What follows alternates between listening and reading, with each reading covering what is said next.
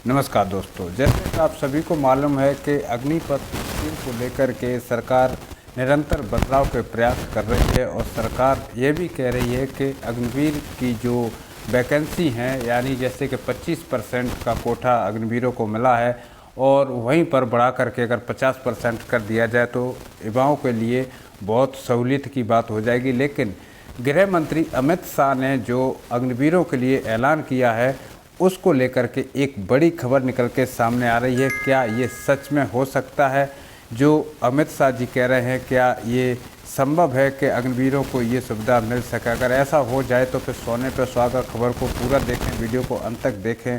और साथ ही भाई यदि आप चैनल पर नए हैं तो चैनल को ज़रूर सब्सक्राइब कर लें, बेल आइकन को ऑल पर प्रेस कर दें, जिससे कि आने वाले हर न्यूज़ की अपडेट आप तक पहुंच सके। दोस्तों, हर अग्निवीर को मिलेगी पेंशन वाली नौकरी। अमित शाह ने बताया अग्निपथ योजना से युवाओं को कितना मिलेगा फ़ायदा। इम्पोर्टेंट खबर है और जो अमित शाह ने इस खबर को लेकर के बताया है तो कैसे पेंशन मिलेगी हम आगे आपको वीडियो में बताने वाले हैं कि जो अग्निपथ स्कीम के द्वारा युवाओं को कैसे पेंशन मिलेगी। तो वो क्लियर बोलते हैं, ये जागरण टीम ने जो न्यूज़ छापा है।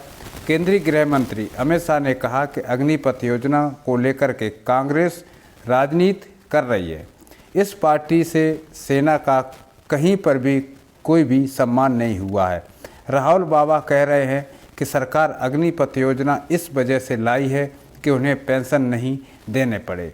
उन पर भरोसा नहीं करना वह झूठ बोलने की फैक्ट्री है। अमित शाह जी राहुल गांधी को झूठ बोलने की फैक्ट्री बता रहे हैं।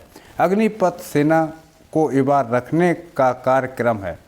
भाजपा का वादा है एक एक अग्निवीर को भारत सरकार और हरियाणा सरकार पेंशन वाली नौकरी देगी। जो जवान अग्निवीर बन करके आए हैं और वह 30 लाख रुपए का पैकेज भी साथ लेकर के जाएंगे। हरियाणा की धरती पर जो भी वन रैंक वन पेंशन लागू करने की घोषणा की गई थी, इसे पूरा करके दिखाया है। इसका तीसरा वर्जन भी लागू कर दिया गया है। नई जो तनख्वाह के साथ में पेंशन मिलेगी। कांग्रेस के मोर्चों पर पाकिस्तान जिंदाबाद के नारे लग रहे हैं। ये अमित शाह जी जो बोल रहे हैं कि हर अग्निवीर को पेंशन मिलेगी, तो किस हिसाब से ये पेंशन देंगे अग्निवीरों को, जबकि सभी को मालूम है कि भारतीय सेना को छोड़ करके अन्य किसी भी कर्मचारी की 2004 के बाद के जो भी सैनिक हों या फिर अदर मतलब सिर्फ आर्मी को छोड़ करके अन्य group CRPF, CISF, BSF, military force, military para force, ये सब की जो है पेंशन ख़त्म कर दी है। फिर अग्निवीरों को कहाँ से केंद्र सरकार पेंशन देगी? इसे CRPF, BSF, ITBP और हरियाणा संस्कार की पक्की नौकरी मिलेगी। 5 साल के बाद कोई भी अग्निवीर ऐसा नहीं होगा जिसके पास पेंशन वाली नौकरी नहीं होगी। इसलिए माताएं अपने बेटों को सेना में भेजने के निसंकोच सेना में भेजने का प्रोसेस करें।